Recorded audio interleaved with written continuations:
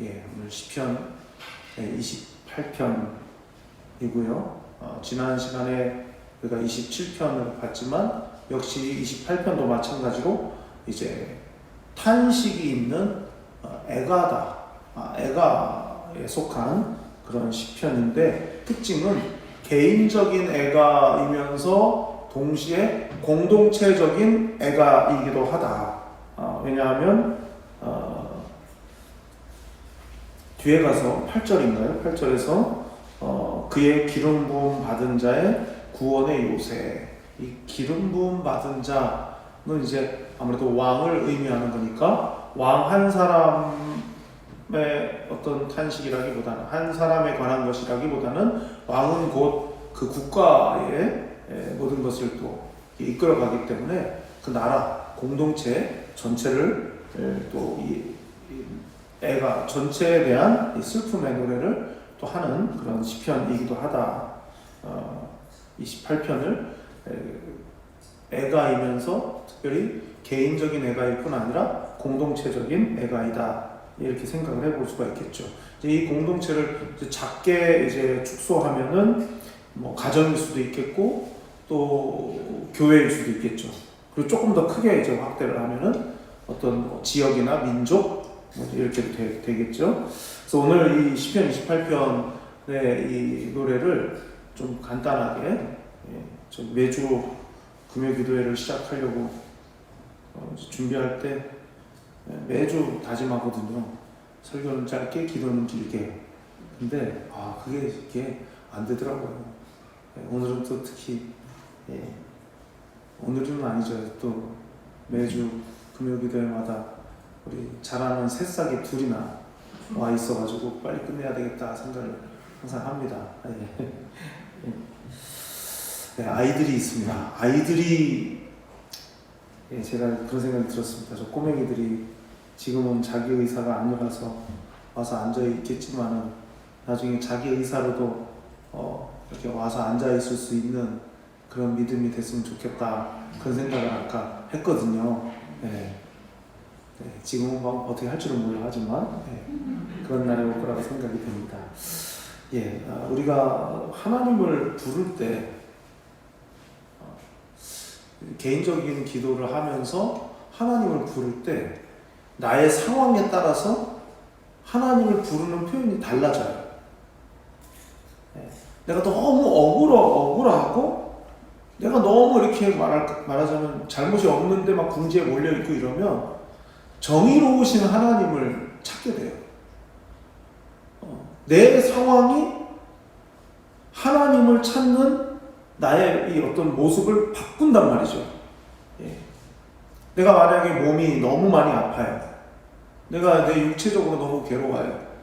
그러면 그럴 때 찾는 하나님은 병든 자를 고쳐주시는 하나님으로 또 부르게 된단 말이죠. 그래서 어떤 의미에서 하나님의 여러 성품이 있다는 게 너무 감사한 일이죠. 여러분, 어떤 종교는요, 일본에 800만 우상이 있다고 그러죠.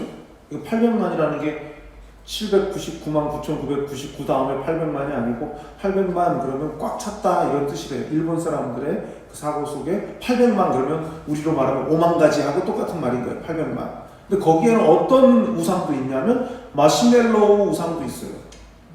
그러니까 그 사안에 따라서 부르는 신이 다른 거예요. 입시를 성공해야겠다 그러면 입시를 관장하는 신을 찾아야 돼요.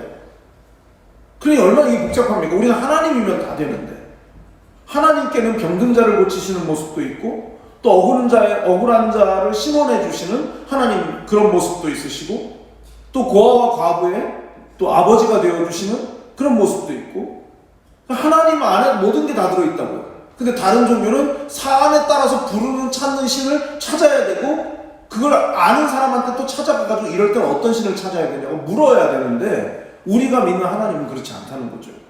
그래서 오늘 이제 본문 속에 보면 1절에 먼저 이 호소와 탄식의 노래를 이제 시작하면서 어떤 하나님을 찾냐면 1절, 여호와여 내가 주께 부르짖으오니 나의 반석이여 내게 귀를 막지 마소서, 이렇게 시작해요. 반석 같으신 하나님을 찾는 거예요. 지금 반석 같으신 하나님. 그러면 이제 거꾸로 짐작을 해볼 수 있죠. 이 시편 기자가 왜 반석 같은 하나님을 찾을까? 왜 반석이신 하나님을 찾을까? 예, 굉장히 외부로부터 오는 감당하기 힘든, 막아내기 어려운 공격이 있다는 뜻이에요. 이것은 반석이신 하나님을 찾는다는 것은 말이죠. 그것이 이제 말하자면 어떤 질병일 수도 있겠지만, 이 전체적인 상황을 들여다볼 때 이 다윗을 향해 가지고 그 공격을 퍼붓고 있는 어떤 세력, 그 공격을 막아내기가 상당히 버거운, 그렇기 때문에 반석이신 하나님을 찾고 있다. 그런데 뭐라고 말하냐면, 나의 반석이여 내게 귀를 막지 마소서, 주께서 내게 잠잠하시면 내가 무덤에 내려가는 자와 같을까 하나이다. 이게 무슨 말입니까? 내가 부르짖습니다. 나의 반석이신 하나님께 부르짖는데 하나님께서 안 들으시거나 귀를 막으시거나 듣고도 잠잠, 무반응이시면 저는 죽는 자와 같다. 죽은 자와 같다 이 말이죠. 거기 무덤에 내려가는 자와 같다. 그 말은 그 말이죠. 죽은 자와 같다. 죽는 자와 같다 이 말이죠. 그러니까 지금 내 상황이 반석 같은 하나님을 부르짖을 수밖에 없는 그런 곤궁에 처해 있는데, 그래서 내가 하나님을 부르짖는데 하나님께서 안 들으신다면, 귀를 막으신다면 저는 그냥 딱 시체, 저는 딱 성장입니다. 지금 그 말을 지금 하고 있는 거죠.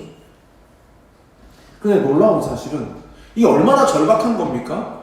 하나님이 안 들으면 끝입니다. 이렇게 말하고 있는 거니까 얼마나 절박해요. 예, 저는 여기서 이제 생각을 해봤어요. 기도하는 사람, 기도하는 사람의 그 마음 자세가 어떠해야 하는가? 아니면 말고이면 안 되는 거예요. 안 들어주시면 할 수 없고 뭐 이게 아니어야 된다는 거죠. 여러분, 오늘 어떤 제목을 가지고 기도를 하시는지 모르지만, 여러분이 개인적으로 요즘 무언가를 기도하고 계신지 모르겠지만, 그 기도를 할 때 마음이 안 들어주실 걸 대비하자, 이 기도가 응답이 안 될 걸 대비하자, 이렇게 생각하는 사람의 기도와 이거 안 들어주시면 나는 끝이야, 이렇게 생각하는 사람의 기도는 같을 수가 없어요. 예. 제가 가끔 기회 있을 때마다 말씀드리죠. 입에 붙어가지고 하나님 아버지 간절히 기도합니다. 이게 간절이라는 표현을 써요, 자기가. 근데 안 간절해. 이 간절이라는 말을 하는 게 습관이 돼버린 거예요. 입술로는 간절히 기도합니다를 하지만 실제적으로는 그닥 간절하지 않아요. 여러분, 이게 기도의 매너리즘에 빠졌다는 뜻이에요.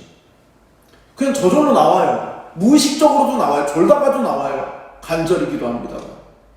근데 정말 간절하냐 이거죠. 정말 간절하냐. 그러니까 말 그대로 그 세상 말로 하면 퇴로를 딱 맞고 그냥 퇴로가 없는 거예요. 그냥 벼랑 끝에 서 있는 거예요. 안 들어주시면 나는 그냥 끝나는 거예요. 그런 마음으로 기도해야 한다는 거죠. 그런 절박함이 있어야 된다는 거죠. 그러면서 뭐라고 말하냐면요, 2절에 내가 주의 지성소를 향하여 나의 손을 들고 주께 부르짖을 때에 나의 간구하는 소리를 들으소서. 지성소 얘기를 해요. 지금 하나님이 안 들어주시면 나는 무덤에 내려가는 자와 같다, 지금 그렇게 얘기하고 있으면서 이 시편 기자가 지금 말하고 있는 것은 지성소를 향하여 손을 들고 하나님 앞에 부르짖는다, 이렇게 말해요. 그럼 생각해 보세요. 지금 기도하는 사람이 있고요, 이 기도하는 사람을 둘러싸고 있는 상황은 하나님이 안 도와주면 그냥 망한 채로 끝날 상황이에요. 근데 이 사람이 초집중을 하고 있는 거예요. 지금 어디에 초집중을 하고 있냐면 지성소, 성전이 있으면, 이제 다윗 시대니까 성막이겠죠. 성막이 있으면 뜰이 있고요, 이 천막이 있을 거 아닙니까? 그 천막 안으로 들어가면 성소가 있고요, 그 성소에서 한 단계 더 들어가면 지성소가 있다고요. 이 지성소는 대제사장만, 그것도 1년에 단 한 번만 들어갈 수 있는 곳이 지성소란 말이에요. 하나님의 거룩한 임재가 있고 여호와의 궤가 있는 곳이에요. 상자가 있고요, 나무 상자가 있고요, 그 위에 뚜껑이 있고요, 그 뚜껑 위쪽으로 이렇게 천사가 그 뚜껑 아래를 내려다보고 있고요. 제사장이 1년에 한 번 대속죄에 들어가면 어린 양의 피를 가지고 들어가가지고 그 천사가 내려다보고 있는 그 여호와의 궤 뚜껑 위에다가 피를 바른단 말이죠. 그 상자 뚜껑 아래에는 십계명 돌판이 2개 들어있고요. 하나님께서 뭘 보시느냐? 피를 보신다. 어린 양의 피를 보신다. 인간의 죄를 드러내주는 십계명을 보시는 게 아니라 내려다보시는 건 어린 양의 피다 이 말이죠. 지금 이 다윗이 지금 그런 공공함 속에 있으면서 하나님 앞에 퇴로를 딱 막아놓고 나는 더 이상 뒤로 물러날 곳이 없고 하나님이 안 들어주시면 나는 그냥 끝장이다 라고 생각하는 그 사람의 마음속에 초집중하고 있는 건 지성소였다는 거죠. 요즘 역대하를 새벽에 보고 있는데 아마도 솔로몬이 성전을 다 짓고 공원에서 하나님 앞에 기도를 드리면서 오늘 아침부터 그 말씀이 시작이 됐죠. 솔로몬이 기도를 하면서 하나님 앞에 하나님께 범죄하고 전쟁에서 패하고 깨닫고 하나님한테 우리가 맞았구나, 하나님의 심판을 받았구나, 하나님 앞에 돌이켜서 회개해야지 라는 마음이 들어서 회개하기 위해 성전을 향하여 기도하면 하나님 들어주세요 라는 기도를 솔로몬이 했던 이유가 어쩌면 다윗의 이 마음을 아들인 솔로몬이 알지 않았을까 짐작을 해보는 거죠. 지금 다윗이 뭐라고 얘기하고 있는 겁니까? 아주 완벽하게 지금 공경에 빠져 있는 상태에서 내가 바라보는 건 지성소였다. 지금 그렇게 노래하는 거잖아요. 하나님이 들으실 거다. 지성소를 향하여 기도할 때. 그러니까 막다른 골목에 서 있는 그런 심정이지만 여전히 그럼에도 불구하고 내가 막다른 골목에 있음에도 불구하고 하나님은 여전히 나와 함께 하신다. 그리고 나와 약속하신 부분을 성실하게 반드시 이루실 것이다 라고 하는 확신이 있으니까 지성소를 향해서 손을 들고 기도할 수 있단 말이죠. 여러분, 우리가 기도하면서 너무 그 선택지가 너무 많아요. 좀 이런 표현이 좀 그렇지만 우리도 이제 좀 속된 말로 장사 한두 번 해본 게 아니에요. 내가 바라는 대로 안 된 경험이 많아. 내가 기도했지만 기도한 대로 안 되고 내가 기도했던 대로 안 된 경험이 많다 보니까 기도하면서도 살짝 플랜 B를 딱 생각한단 말이죠. 안 들어주실 걸 대비한단 말이죠. 아까도 말씀드렸지만 안 들어주실 걸 대비하는 사람의 기도가 간절하면 얼마나 간절해지겠습니까? 간절해질 수가 없거든요. 오로지 하나님의 응답만을 구하고 하나님의 응답이 아니면 다 소용없다 이런 마음으로 기도를 해야 되는데 그게 잘 안 된다는 거죠. 속된 말로 좀 닳고 닳았어요 이제. 안 들어주시는 경우가 있었다 생각하다 보니까 그걸 대비한단 말이죠. 지금 나에게 가장 절박하고 가장 간절한 어떤 소원이 있다면 그 간절함이 왜 생겼겠는가? 나의 입장에서 그게 필요한 거겠지만 하나님께서는 왜 그걸 간절하게 만드셨을까?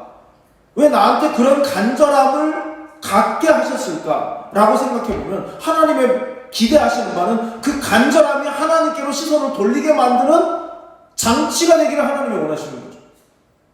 내가 어떤 질병으로부터 자유함을 받고 싶어요. 낫고 싶어요. 그럼 그 질병이라고 하는 그 장치가 하나님께서 그 장치를 왜 하셨는가? 이 문제 때문에 하나님께 집중하게 하기 위해서, 지성소를 향해서 손을 들고 부르짖게 하기 위해서인 거죠. 내가 지금 풀어내야 할 당면한 그 과제 말이죠. 하나님을 바라보게 만드는 장치다. 그래서 첫 번째로 기도할 제목은 간절히 부르짖되 오직 하나님의 응답하심만 생각하는 기도자가 될 수 있다. 우리의 기도가 더욱 간절해지고 이 간절함 속에는 오로지 하나님의 응답, 하나님의 일해주심에 대한 생각만 하며 기도할 수 있는 기도자가 되어야 하겠습니다. 두 번째로 생각해 볼 것은 이 다윗이 하나님 앞에 이렇게 간절히 부르짖으면서 놓치지 않은 한 가지가 있다는 거죠. 하나님이 나를 바라보실 때 나를 공경에 빠뜨리는 그 악인들을 다루듯이 나를 다루시지 않기를 바라는 마음이에요. 나를 공경에 빠뜨리게 하고 하나님을 대적하고 하나님 편에 서 있는 나를 어렵게 만드는 그 사람들을 대하듯 하나님이 나를 대하시지 않기를 바라는 마음이죠. 자, 3절부터 보면요. 5절까지 악인과 악을 행하는 자들과 함께 나를 끌어내지 마옵소서. 그들은 그 이웃에게 화평을 말하나 그들의 마음에는 악독이 있나이다. 그들이 하는 일과 그들의 행위가 악한 대로 갚으시며 그들의 손이 지은 대로 그들에게 갚아 그 마땅히 받을 것으로 그들에게 갚으소서. 그들은 여호와께서 행하신 일과 손으로 지으신 것을 생각하지 아니하므로 여호와께서 그들을 파괴하고 건설하지 아니하시리로다. 애통하는 마음으로 하나님 앞에 호소하는 이 시편 기자의 마음속에 자신을 악인들과 똑같이 대우하시지 않아 주시기를 바라는 마음이 있었다는 거죠. 좀 이런 표현이 좀 우습지만 제가 군대 생활할 때 훈련을 이제 야외에서 하다가 훈련 끝나고 이제 부대로 돌아왔는데 이런 데가 엄청 가려운 거예요, 목이. 그래서 막 목을 계속 이렇게 막 긁었어요. 그 여기가 빨개지겠죠. 뭐가 좁쌀 같은 게 뭐가 나는 것 같고 막 몸이 막 다 가려운 것 같고. 그런데 마침 그 훈련 기간에 같이 이제 부대 이동을 했다가 이제 다시 복귀해서 들어온 부대 안에 다른 사람들도 막 극적극적 되는 거예요. 근데 이제 사회에서는 잘 없는 그런 피부병이 유행을 한 거죠. 그 옴이라고 하는 이 비슷한 몸속을 기어다니는 벌레가 있거든요. 그런 거에 막 이렇게 물려가지고 확 그런 게 된 거예요. 그래가지고 이제 대대장님이, 왜냐면은 군대는 여러 사람이 한꺼번에 생활하기 때문에 이렇게 전염병이 발생하면 부대가 해체될 수도 있거든요. 그러니까 이제 굉장히 위험한 상황이 되니까 부대장님이 그런 증세가 있는 사람들을 다 불러가지고 본인이 직접 체크하는 거예요. 이분이 이제 그런 걸 잘 아시니까 다 보는 거예요. 근데 이제 저한테 딱 그러더라고요. 너는 여기 왜 왔나? 그래서 저 이렇게 막 그게 옴이라는 저 피부병인데 옴이어가지고 왔다고 했더니 막 웃으면서 너는 옴이 아니라 너는 옷독에 걸린 것 같다고 그런 거예요. 옷나무를 만졌나 봐요, 제가. 그러니까 가려운 거는 똑같은데 여기 나오는 모습이 다 달랐던 거죠. 그 사람들하고 저하고는. 저를 그 사람들 취급했어요. 근데 그 옴 걸린 사람들은 어떻게 했냐면 남자들만 있으니까 군대가 팬티만 하나 입혀가지고 일광욕을 하루 종일 시켰어요. 저도 그 반열에 제가 들어갈 뻔했어요.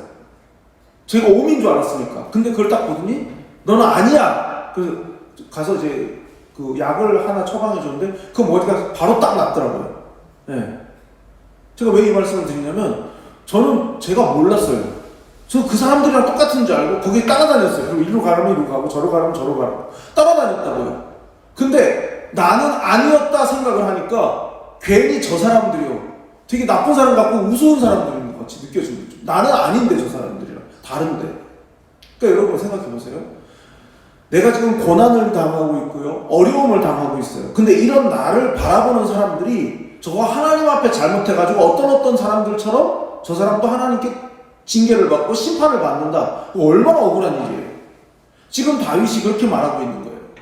나를 그 사람들 취급하듯이 똑같이 대우하지 말아주십시오. 나는 그들과 다릅니다.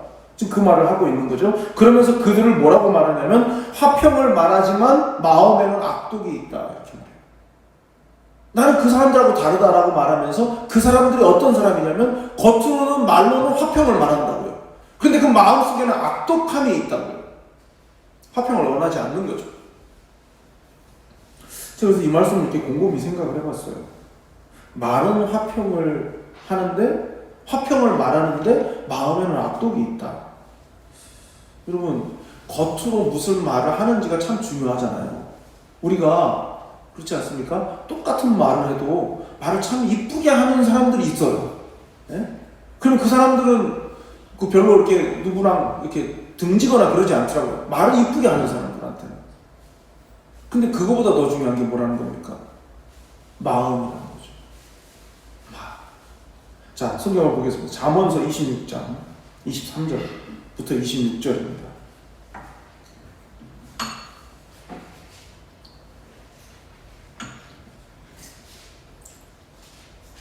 잠언 26장 23절부터 26절입니다. 온유한 입술에 악한 마음은 낮은 은을 입힌 턱이니라. 원수는 입술로는 꾸미고 속으로는 속임을 품나니 그 말이 좋을지라도 믿지 말 것은 그 마음에 7가지 가증한 것이 있음이니라. 속임으로 그 미움을 감출지라도 그의 악이 회중 앞에 드러나리라. 아멘. 이 말씀 중에서도 23절 낮은 은을 입힌 토기. 참, 뭐랄까요. 그 표현이 참 기가 막힌 것 같아요. 낮은 은을 입힌 토기. 시간 문제죠. 그 은이 벗겨지는 건 시간 문제인 거예요. 속은 토기인데 겉으로 얕은 그런 은을 도금해놨기 때문에 몇 번 쓰고 씹고 뭐 이런 것들이 반복이 되다 보면 금방 그 낮은 은이 살살살살 벗겨지기 시작하면서 그 속살을 드러내게 될 거라 이거죠. 이거 지금 뭐에 대한 이야기입니까? 그 다음에 막 나오는 것처럼 입술로는 꾸미고 속으로는 속임을. 말이 좋을지라도 7가지 가증한 것이 있고 속임으로 미움을 감추지만 결국 그것은 미움이라는 거죠. 예. 본질은 미움이라는 거죠. 겉으로 번드르르 하는 것은 얼마 지나지 않아서 시간이 지나면 드러나게 될 거다. 아마 다윗에게 화평을 말하면서도 뒤로는 공격을 일삼고 그리고 안 좋은 이야기들을 하지 않았을까 싶습니다. 바로 그런 자들에게 하나님은 어떤 분이신가? 오늘 본문 4절 5절을 보면요. 4절 5절 보면 뭡니까? 악한 대로 갚으시며. 행위가 악한 대로, 그들이 한 행위가 악하면 그 악한 대로 하나님이 갚으시겠다. 무슨 말입니까? 행한 대로 갚아주시는 하나님이라는 거죠. 여러분 사실 그렇지 않습니까? 우리가 어떻게 할 수가 없어요. 우리 스스로 그렇게 처음부터 낮은 은을 입혀가지고 속을 감추고 우리에게 다가오는 사람을 우리가 어떻게 할 도리가 없다고. 알 수도 없고 대처가 안 돼요. 여러분 사실 그렇지 않습니까? 사기치는 사람들 작정하고 사기하기 위해서, 사기치기 위해서 접근하면요 못 당해요. 작정하고 막 그렇게 막 환심을 사기 위해서 막 하고, 그리고 나 같으면 당장에 사기를 칠 것 같은데 그걸 참고 꾹꾹 참고 몇 달을 몇 년을 막 숨기고 지내다가 나중에 탁 하지 않습니까? 근데 그걸 어떻게 당하냐고요. 그것처럼 마음의 속에는 악독한 게 있고 겉으로는 포장을 한 사람을 우리가 어떻게 당해낼 수가 있겠냐고요. 자, 그런데 하나님이 그들의 그 악한 대로 반드시 갚으실 거라는 거죠. 예. 그러니까 그 갚으시는 것에 대해서 5절은 뭐라고 말씀하냐면 파괴하고 건설하지 않는다는 거죠. 그 사람을 재기불능이 되게 만들겠다는 거죠. 그 악을 행하는 사람, 그 악독한 사람을 재기불능이 되게 하시겠다. 종합해 보면 이거죠. 하나님은 어떤 분이신가? 책임을 물으시는 하나님이라는 거죠. 반드시 책임을 물으신다. 근데 하나님께서 책임을 물으시면 뭡니까? 멸망이죠. 하나님께서 책임을 물으시면 멸망인 거예요. 그래서 여러분 우리 스스로도 그렇습니다. 우리 스스로도 내가 왜 이 말을 하지? 내가 왜 여기 지금 이 상황에서 왜 비유를 맞추고 있지? 이것도 한 번쯤은 우리가 생각해 봐야 돼요. 내가 왜 저 사람의 마음을 상하지 않게 하기 위해서 이 말을 내가 할까? 그 생각도 해봐야 돼요. 저는 종종 그런 생각을 해봐요. 내가 왜 저분한테 저분 마음 상하지 않게 하려고 이 말을 하는 걸까? 그러면 좀 이런 표현 좀 죄송하지만 굉장히 이기적이더라고요. 내 자신. 그 사람의 마음을 상하지 않게 하기 위해서 그 사람을 위하는 것 같지만 사실은 있는 그대로 말해가지고 불쾌하게 만들어서 저 사람과의 관계가 깨지면 내가 불편해지니까 나를 위해서 그러는 거더라고요. 예. 어떤 때는 정말 그 사람의 영혼을 위해서 결단을 하고 말해야 되는 때도 필요한데 그러지를 못하는 게 용기 부족이고 그리고 나의 보신을 위해서 그런 경우들이 있더라고요. 그러니까 나도 그런 거죠. 나도 얕은 은을 바르고 있는 거예요. 이 토기 위에다가. 그래서 하나님께서 책임을 물으실 수 있다는 거죠. 예. 그러니까 들여다봐야 돼요. 예. 제가 참 그 말을 참 좋아해요. 신음하지 않는 그리스도인은 그리스도인이 아니다. 그 파스칼이 한 말인데 정말 그런 말은 마음에 계속 곱씹게 돼요. 그냥 사라지는 대로 사는 게 아니라 자꾸 점검을 하게 되는 거죠. 생각해보게 되고요. 왜 내가 이렇게 말하지?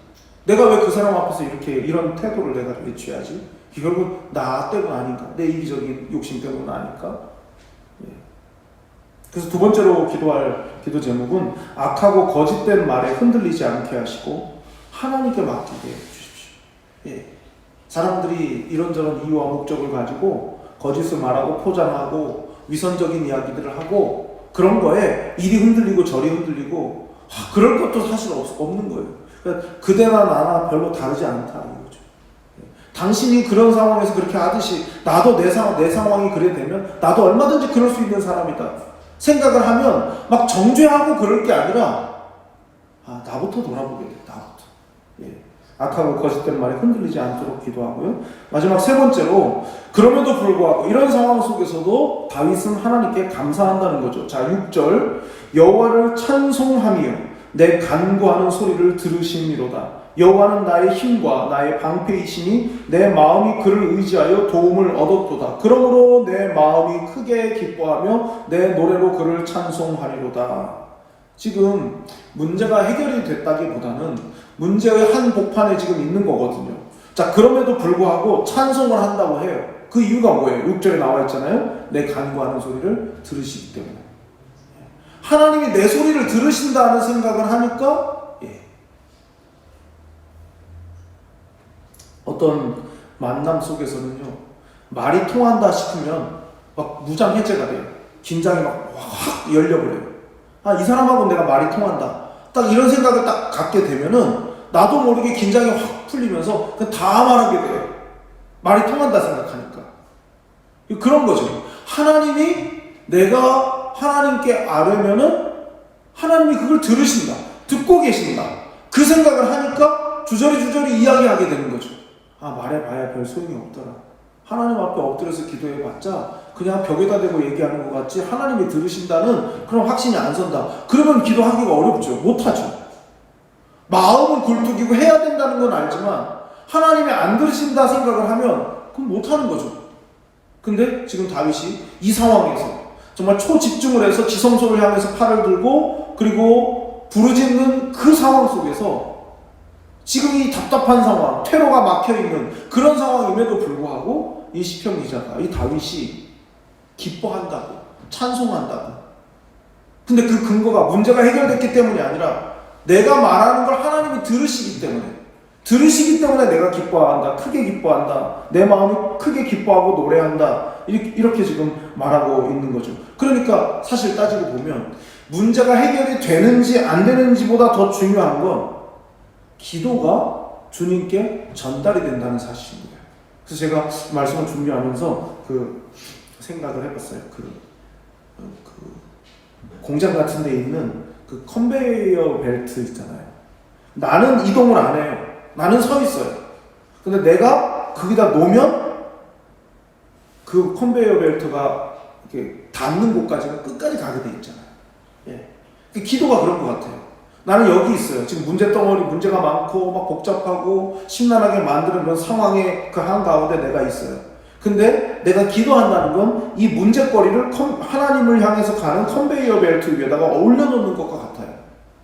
내가 하나님을 신뢰하고 거기다 올려만 놓으면 그건 하나님께 전달될 거거든요. 그러니까 올려놓고 여기서 망설이다가 딱 놓고 손을 딱 떼는 순간 나는 자유해지는 거죠. 자유해지는 거예요. 그 기도는 자유예요. 자유로워지는 거예요. 문제를 하나님께 올려드리기 때문에.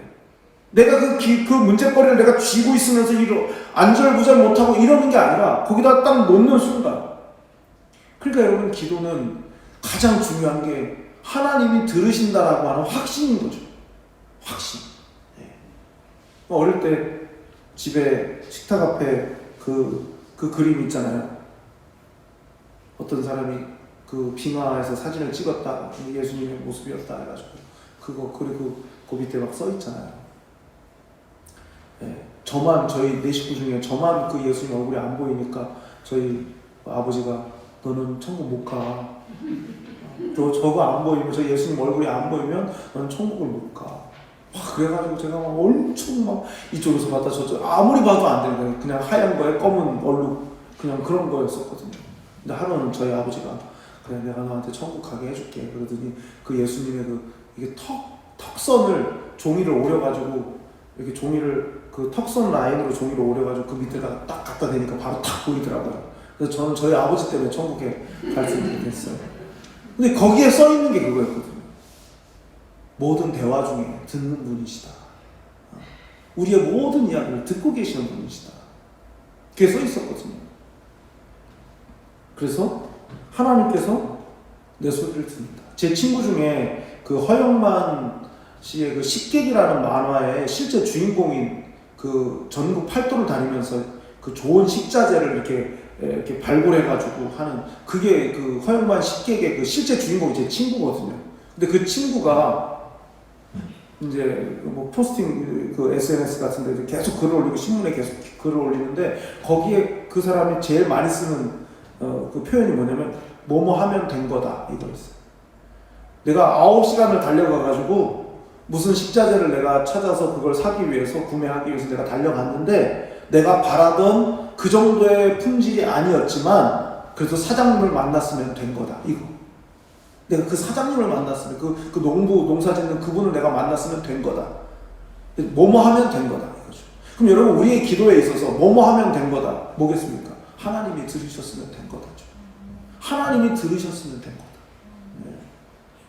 자 8절을 보면요. 8절에 어떤 말씀이 나오냐면 여호와는 그들의 힘이시요 그의 기름 부음 받은 자의 구원의 요새이시로다.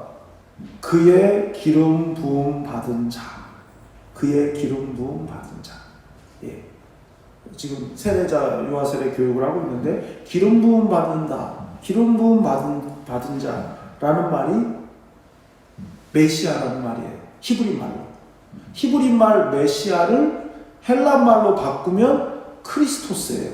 예수 그리스도 할 때 그 그리스도. 그 그리스도가 기름 부음을 받았다. 그 뜻이죠.